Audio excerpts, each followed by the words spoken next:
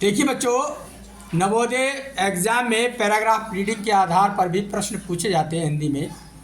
और पहला क्वेश्चन हिंदी में यही ऐसा ही लिखा होगा। तो दो बच्चे खड़े हैं, इधर निक्की खड़ी है क्लास 3 की, इधर अविनाश खड़े हैं क्लास 3 के।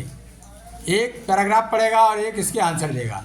चलिए निक्की स्टार्ट करें। तमसा नदी के किनारे पर महर्षि वाल्मीकि का आश्रम था। एक दिन इसी नदी के तट पर इनके सामने व्याध ने क्रौंच पक्षी के जोड़े में से एक को मार डाला। तब दयालु महर्षि वाल्मीकि के मुख से इस करुण दृश्य को देखकर एक छंद निकला।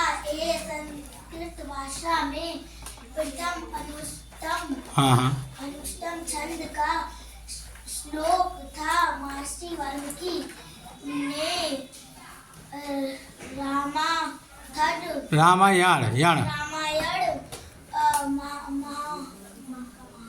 महाकाव्य की रचना की। चलिए क्वेश्चन पढ़िए भाई। महर्षि वाल्मीकि का आश्रम किस नदी के तट पर था? बताइए। तमसा। हाँ, इसका आंसर क्या होगा? तमसा नदी। अगला पढ़िए। किस पक्षी के जोड़े में से एक पक्षी को मारा? कौन सी पक्षी का जोड़ा था? क्रौंच। अगला। रामायण महाकाव्य की रचना किसने की? हाँ, महर्षि। पूरा नाम बोलिए। महर्षि वाल्मीकि। डंडा नहीं दिख रहा आपको? चलिए प्रतीक, पूरा पढ़ के दिखाइए फौरन और आंसर दीजिए तेजी से। तमसा नदी के किनारे पर महर्षि वाल्मीकि का आश्रम था। एक दिन इसी नदी के तट पर इनके सामने व्याध की क्रौंच पक्षी के जोड़े में से एक को मार डाला। तब दयालु महर्षि वाल्मीकि ने मुख से इस करुण दृश्य को देखकर एक छंद निकला।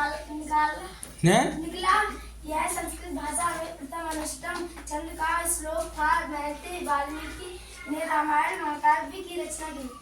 चलिए क्वेश्चन के आंसर दीजिए। खड़े रहिए भाई। क्वेश्चन के आंसर देंगे अनुराधा। महर्षि वाल्मीकि का आश्रम किस नदी के तट पर था? हाँ, बताइए। तमसा नदी। अगला।